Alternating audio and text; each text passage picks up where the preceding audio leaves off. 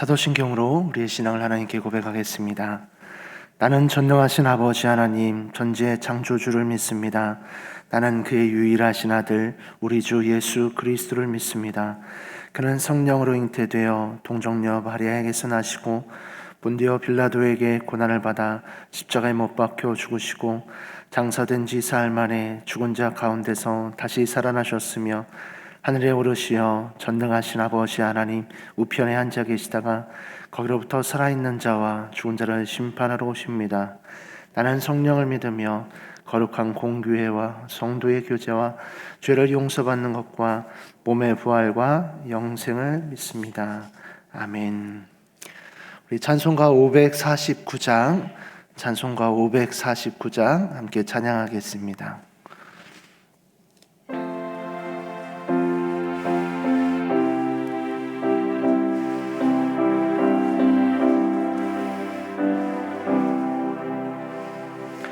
내 주여 뜻대로 행하시옵소서. 온 몸과 영혼을 다 주께 드리니 이 세상 고락한 주인 도와시고 날 주관하셔서 뜻대로 하소서. 내 주여 뜻대로 행하시옵소서. 긴 심주에도 낙심케 마소서. 주님도 때로는 울기도 하셨네. 날 주관하셔서 뜻대로 하소서. 내 주여 뜻대로 행하시옵소서. 내 모든 일들을 다 주께 맡기고 전성 향하여 고요히 가리니 살든지 죽든지 뜻대로 하소서. 아멘.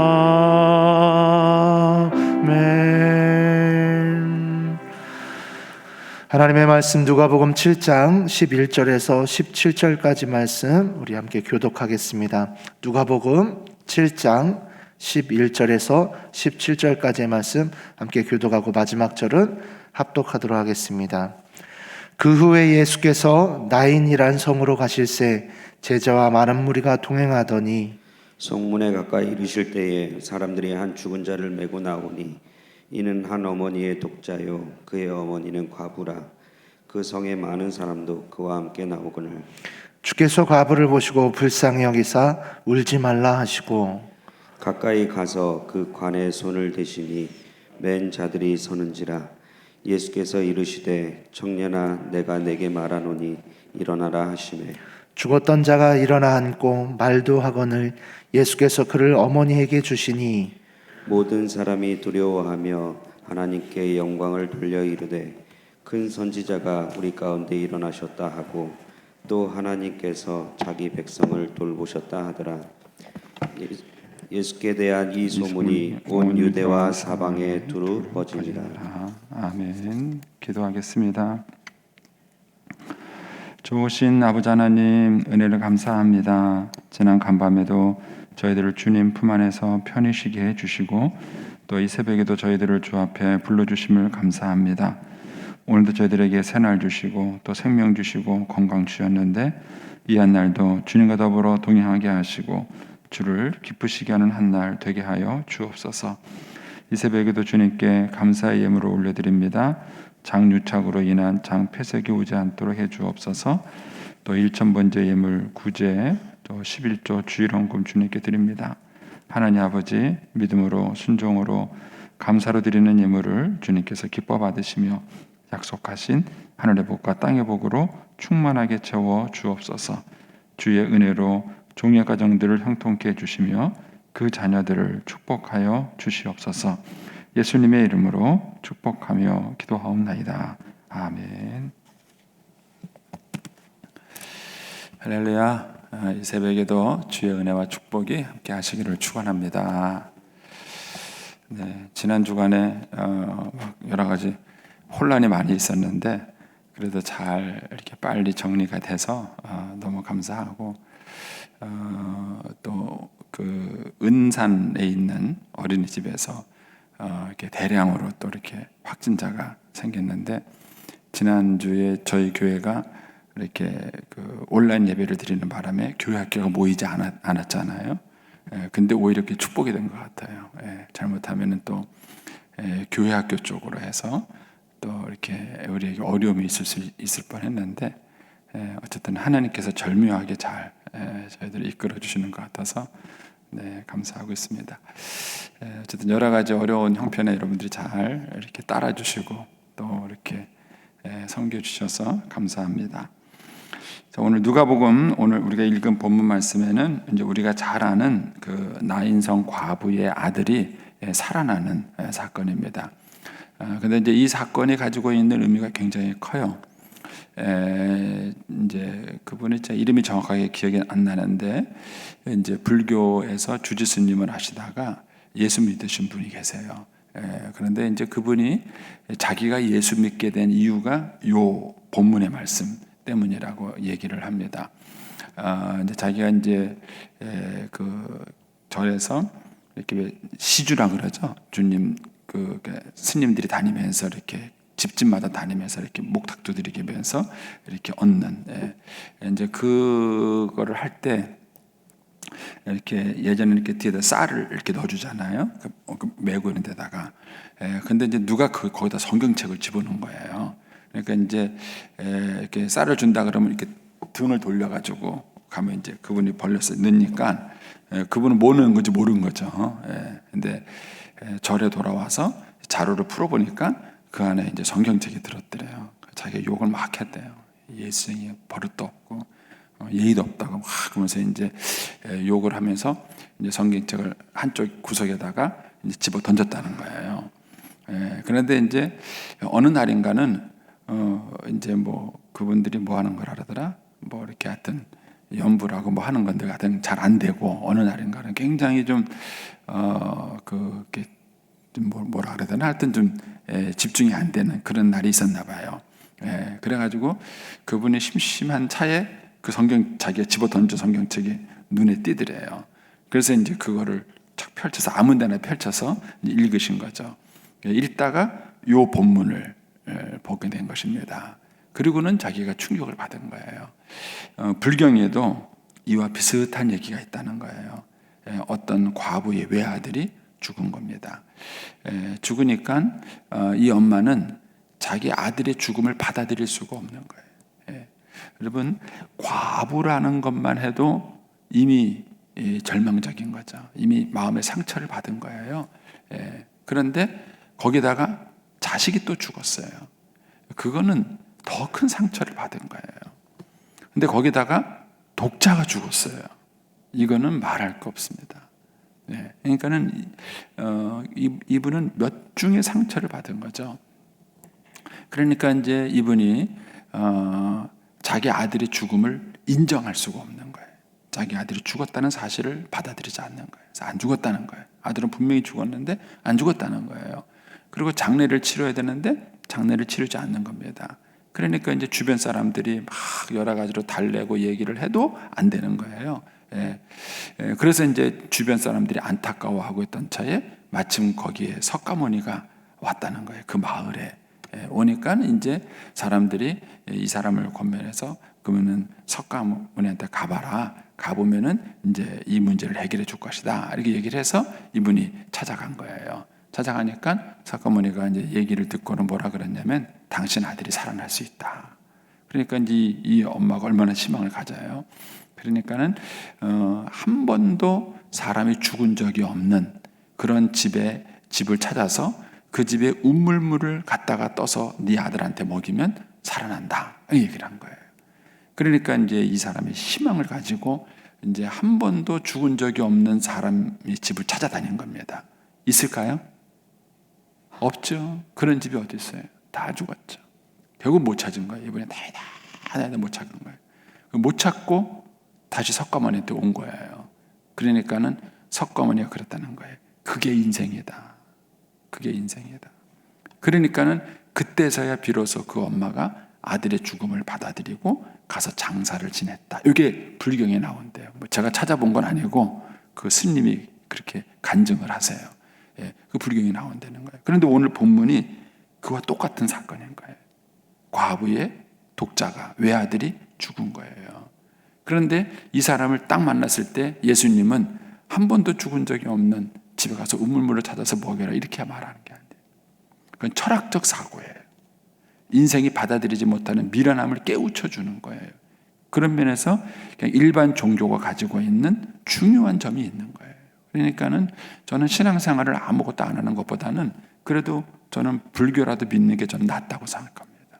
그래도 믿는 사람이 그래도 훨씬 나은 거예요. 뭔가 인생에 대한 삶에 대한 깨달음이 있는 것이지요. 그러나 예수님은 달랐어요. 예수님은 이 장래의 행제를 딱 붙잡고는 뭐라 그러냐면은 그 아이에게 청년아 내게 말하노니 일어나라. 그래가지고 그 아들을 살린 거예요. 그 스님이 이걸 보고는 충격을 받은 거예요. 그리고 자기가 저를 다 스님 생활을 접고 자기 발로 산을 내려와서 예수를 믿었다 그래요. 뭐 그분이 간증한 거니까 저야 뭐 그렇게 듣는데 그것이 우리 기독교와 다른 종교의 결정적인 차이입니다. 부활을 얘기하는 종교는 어디도 없습니다. 물론 그들이 부활이라는 용어를 쓰는 그런 종교 사물인 데 있어요. 그러나 그들이 말하는 부활은 영원 불멸을 말하는 거예요. 우리가 말하는 것처럼 육체의 부활을 말하는 그런 종교가 없습니다. 그리고 실제로 살아난 사람이 없어요. 다 죽었죠. 석가모니도 죽고 다 죽었죠. 그러나 예수님은 죽은 지 3일 만에 부활하신 것입니다. 그래서 이 예수님의 부활은 예수님을 하나님의 아들로 인정되게 하는 결정적인 차이인 겁니다. 우리 기독교 신앙의 다른 점이 바로 그겁니다. 그래서 오늘 본문의 사건이 갖고 있는 의미가 사실은 굉장히 큽니다. 자, 이제 이 말씀을 조금 더 이제 구체적으로 들어보겠습니다. 자, 11절에 가시면 그 후에 예수님이 이제 백부장의 종을 고쳤죠. 이제 그 후에 예수께서 나인이라는 성으로 가실새 제자와 많은 무리가, 그러니까 수많은 목격자들이 있는 거예요. 이 사건은 어느 한 구석에서 은밀하게 일어난 사건이 아니라 많은 목격자들이 있는 사건인 것이죠. 제자와 많은 무리가 동행하더니 성문에 가까이 이를 때에 사람들이 한 죽은 자를 메고 나오니 그 장례 행렬을 만난 거죠. 장례 행렬을 만났는데 그 죽은 사람이 누구냐 하면은 한 어머니의 독자요. 그 어머니는 과부라. 이 한 줄이 참 우리에게 시사하는 바가 많은 거예요. 그러니까는 아까 말씀드린 것처럼 과부라는 것부터 이분은 상처를 받은 거예요. 자기 남편이 먼저 죽은 것에 대해서 이미 그분은 마음의 상처가 깊은 분이에요. 그런데 거기에다가 아들이 죽었어요. 이미 여러분 남편이 죽은 것도 슬프지만 자식이 죽은 거는 더 슬픈 거예요. 뭐라고 표현할 수 없는 것이죠. 그런데 그 아들도 독자예요. 여러분 과부의 독자라는 것은요 그 과부의 전부예요. 자기 인생보다도 더한 겁니다. 저는 제가 과부의 독자 아닙니까? 물론 저희 어머님은 그런 의미에서 과부는 아니셨지만은 저는 이제 저희 어머님이 저를 대하시는 걸 보면은요, 저희 어머님의 인생 목표는 저예요. 예, 그런 하신 분이에요. 오직 아들 하나가 자신의 모든 것이고 전부고 그런 거예요. 근데 그런 아들이 죽었다. 이 분은 살 이유와 목적과 동기가 아무것도 없는 분이에요. 그리고 무엇으로도 위로할 수 없는 분이에요. 무엇으로도 위로할 수 없는 분이에요. 그런데 여기에 보니까 그 성에 많은 사람도 그와 함께 왔다. 그러니까 아마 이분이 뭐 평상시에 어쨌든 사람이 나쁘진 않은 것 같아요. 왜냐면 장례식도 가보면은요, 썰렁한 집이 있어요. 그분은 평상시에 남의 집도 안 가본 거예요. 다른 장례식도 안 가시고 뭐 그러니까는 자기 집도 썰렁한 집이 있죠. 근데 반면에 이제 많은 사람들이 있는 집도 있어요. 어쨌든 이 사람은 두 가지가 겹쳤을 거라고 저는 생각이 돼요. 이제 본인이 이제 과부고 외아들이니까 참 주변에서 측은해가지고 오신 분도 있을 것이고, 또 이분이 또 평상시에 이렇게 또 주변 사람하고도 그렇게 나쁘게 지내지 않은 사람이라는 것을 우리가 여기서 추정을 해볼 수 있어요. 어쨌든 이제 많은 사람이 함께 이 장례 행렬에 참여하면서 이분을 위로하는 것이죠.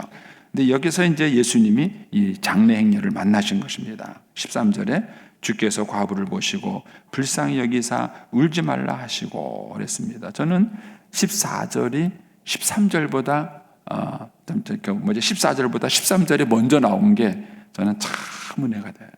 전 예수님이 너무 멋있어요.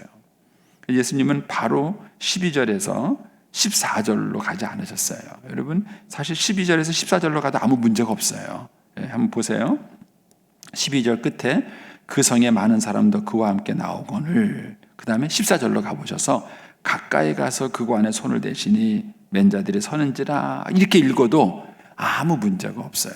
내용을 전달하는데 아무 문제가 없어요. 그런데 여기에 13절이 들어가는 거예요. 주께서 과부를 보시고 불쌍히 여기사 울지 말라, 울지 말라.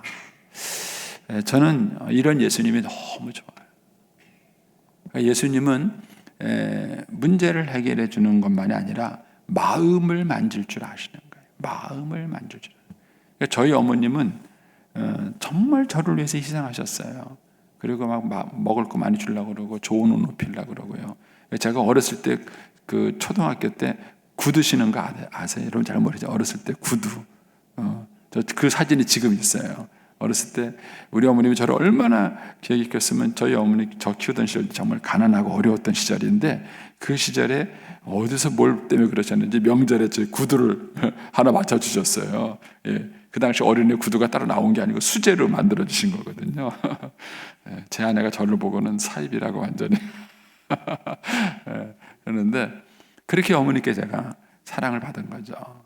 근데 저희 어머님은 못하신 게 뭐냐면 제 마음을 만져주지 못하셨어요. 물론 늘 측은하게 보셨어요, 저를. 아유, 어떻게 저렇게 아빠 사랑도 못 받고 저렇게 크나. 그래서 우리 어머님이 저를 측은하게는 여기셨어요. 그런데 저를 향해서 울지 말라, 이렇게 마음을 만져주는 소리를 못 하셨어요. 늘 성장하는 과정에서 그것 때문에 이제 어머님하고 많이 싸웠어요. 어머님은 왜 나를 칭찬 안 하시냐고. 그래서 막 싸웠는데, 여러분, 사람은 영이 있고 혼이 있고 육이 있다. 성경에서는 그렇게 얘기를 해요. 근데 저는 우리 기독교인들이 사랑을 얘기할 때, 우리 선배 목사님들이 사랑을 얘기할 때, 사랑은 네 종류가 있다 그러잖아요. 헬라어로 얘기할 때 아가페, 그 다음에 친구 간의 필로스, 뭐 남녀 간의 에로스, 그 다음에 이제 그 인간의 본능적인 사랑, 스테르고, 이렇게 해서 네 가지 사랑이 있다고 얘기하는데, 이 네 가지 사랑 중에서 항상 아가페만을 강조하세요. 아가페만을. 나는 여기 모순이 있다고 생각해요. 여러분, 아가페 사랑도 필요하지만 친구 간의 필로스 사랑도 필요한 거예요. 필로스 사랑. 그리고 부부 간의 애정도 필요한 거예요. 에로스적인 사랑도 필요한 거예요. 근데 너무 아가페 사랑만 강조하다 보니까 기본적인 다른 사랑들을 간과해 버리는 거예요. 간과해 버려. 그래서 예수 믿지 않는 사람들이 예수 믿는 사람 보면 뭐라 그러냐면 어휴 저 인간 같지도 않은 놈 이렇게 말을 해요. 저는 처음에 그 말이 무슨 말인가 그랬는데 인간성을 못 느낀다는 거예요. 뭐 자기들은 하나님 사랑만 있으면 다 되는 것처럼 그러고 산다는 거예요. 그래서 인간 같지가 않다는 거예요. 그래서 제가 그 말을 좀 이해하는데 시간이 좀 걸렸는데 많은 이해가 되는 거예요. 여러분 예수 믿는 사람도 똑같이 육체를 갖고 있죠. 그러니까는 배고픈 거예요. 그런 것처럼 예수 믿는 사람도 똑같이 마음, 정신을 가지고 있어요. 여러분 기도만 하면 안 외롭나요? 외롭지 않는가요? 여러분 기도 아무리 해도 성령 충만해도 외로운 거 외로운 거예요, 여러분. 만약에 그게 필요 없으면 하나님이 하와를 만들지 않으셨어요. 하나님은 이미 아담이 죄 짓기 전에 에덴 동산에서 모든 게 다 부족함이 없을 때도 그 아담이 홀로 있는 것을 보고 뭐라 그러냐면은 하나님 보시기에 좋지 않다. 그렇게 말씀하신 거예요. 근데 마치 예수 믿는 사람이 기도만 다 되는 것처럼 그렇게 말하고 살아가는 거예요. 이제 그런 것들이 일반 사람들이 보기에는 도대체 인간 같지가 않은 거예요. 사람 냄새가 안 난다는 거예요. 이런 것들이 건강한 신앙이 아니에요. 그러니까 예수님이 지금 이 과부를 보고 울지 말라. 그런 게 육적인 것입니까? 그 과부의 배고픔을 채운 것입니까? 그러면 이게 무슨 영적인 필요를 채운 거예요? 울지 말라. 이게 무슨 영적인 필요를 채워주는 겁니까? 아니에요. 마음을 만져주신 거예요. 마음을 만져주신 거예요. 그러니까 이 과부가 가지고 있는 그런 삶의 절망과 슬픔과 아픔과 그런 것들을 주님께서는 만져주시는 거예요. 너 너무 힘들지? 너 너무 외롭지? 너 너무 절망스럽지? 너 울지 마라. 너 혼자가 아니다. 하나님이 너 버린 거 아니다. 너 인생 끝난 거 아니다.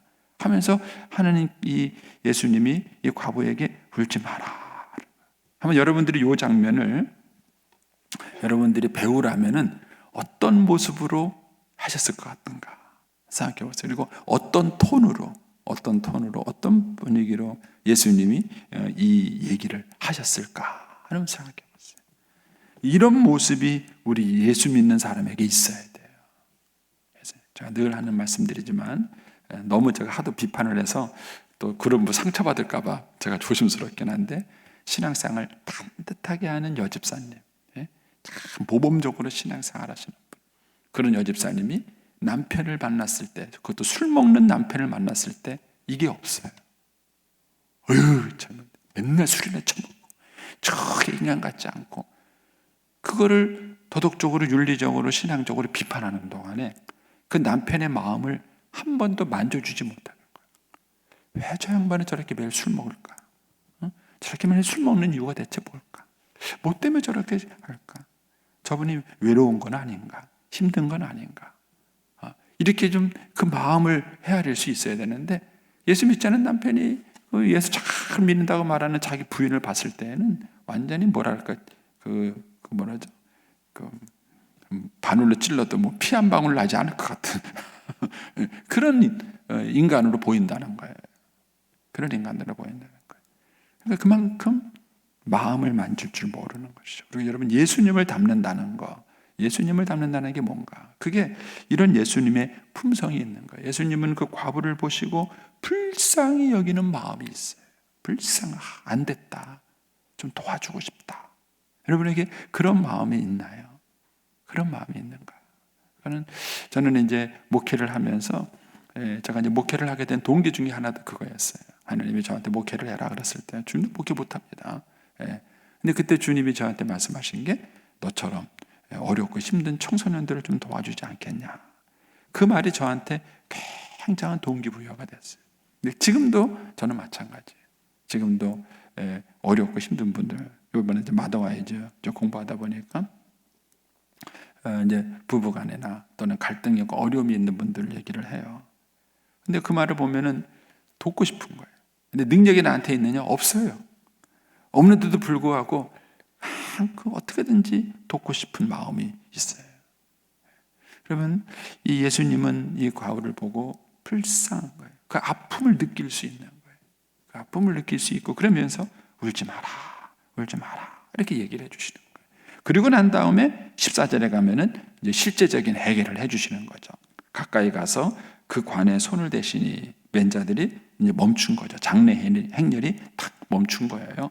그리고는 예수께서 이르시되 청년아 내가 내게 말하노니 일어나라. 할렐루야. 여러분이 이 음성이 여러분에게 들리게 되길 축복합니다. 죽었던 영혼이 살아나는 거예요. 죽었던 사람이 살아나는 것입니다. 저도 이제 예수님 처음 믿었을 때에 모든 면에서 저는 죽었어요. 꿈도 없고 뭐 살아야 될 이유도 없고 뭐 공부를 왜 해야 하는지도 모르겠고 그런 마음의 그런 상처와 절망을 갖고 살았었는데 주님을 만나고 그 말씀이 살린 거예요. 여러분 하나님의 말씀은 능력이 있습니다. 능력이 있습니다. 저와 여러분에게도 이 부활의 소망이 있습니다. 주님께서 이걸 가지고 이제 우리를 살리시는 거예요. 청년아 내가 내게 말하노니 일어나라. 이런 말을 할 수 있는 분은 예수님밖에 없어요. 누가 이런 말을 합니까? 석가모니도 이런 말을 못하는 거예요. 예수님만이 이 말을 하시는 거예요. 청년아 내가 내게 말하노니 일어나라. 그러니까는 15절에 죽었던 자가 일어나 앉고 말도 하거늘 그 자리에서 즉시로 정년이 일어난 거예요. 그리고 말도 합니다. 그러니까는 예수님께서 그를 뭐예요? 어머니에게 주시니. 이게 기독교 신앙입니다. 그래서 기독교는 죽음이 있는 곳에 생명을, 사망의 자리에서 생명을 인도하시고 어두움에서 빛으로 인도하시고 사탄의 권세에서 하나님의 자녀로 인도하는 게 그게 복음이에요.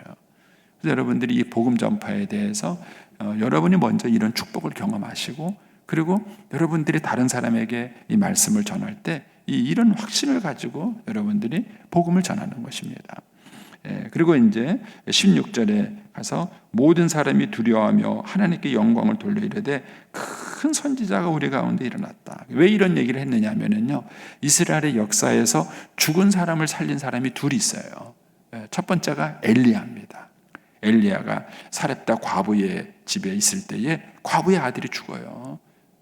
그러니까는 그 원망을 하죠. 내가 언제 이 아들을 이렇게 합니까? 근데 그 엘리야가 사렙다 과부의 아들을 살립니다. 그리고 난 다음에 두 번째가 누구냐면 그 엘리야의 제자인 엘리사예요. 엘리사가 수냄 여인의 집에 있을 때 그 수냄 여인에게 아들을 또 선물했다가 또 그 아들이 장성해서 죽으니까 또 그 아들을 뭐예요? 살려줘요. 그러니까 이스라엘 백성들에게 있어서 대표적인 선지자가 이 엘리야, 엘리사, 특히 엘리야예요. 그래서 예수님이 환상 중에서 이렇게 얘기할 때 모세와 엘리야와 더불어서 얘기했다. 이런 얘기 나오잖아요. 그러니까는 이 사람들은 이제 이미 엘리야, 엘리사 사건을 듣고 있는 사람들이기 때문에 예수님을 그 중에 한 분으로 생각한 거예요. 하나님의 아들로 생각한 것이 아니라 그 중에 한 분으로 생각한 거죠. 예수님에 대해서 정확하게 모른 거죠. 정확하게 모르고 예수님의 큰 선지자가 우리 가운데 생겨났다. 그러면서 이제 그 다음 말씀이 재밌죠. 또 하나님께서 자기 백성을 뭐라고요? 돌보셨다. 하나님이 우리를 긍휼히 여기시고 우리를 돌보셨다. 그래서 이 소문이 쫙 퍼지기 시작한 것입니다. 여러분, 예수님은 하나님을 우리에게 보여주신 분이에요. 빌립이 아버지를 하나님을 우리에게 보여주십시오 이렇게 말했을 때 예수님이 나를 본 자는 이미 아버지를 보지 않았느냐 이렇게 말합니다. 오늘 본문에 나타나는 예수님은 우리가 믿는 하나님이 어떤 하나님인가를 보여주십니다. 주님은 저와 여러분의 어려운 형편을 아세요. 그리고 같이 눈물을 흘리시는 분이시고요. 또 우리를 위로해 주시는 분이고 또 실제적으로 우리의 문제를 해결해 주시는 하나님이십니다. 여러분이 오늘 한 날도 이 주님과 더불어 동행하는 날이 되기를 축복합니다. 기도하겠습니다.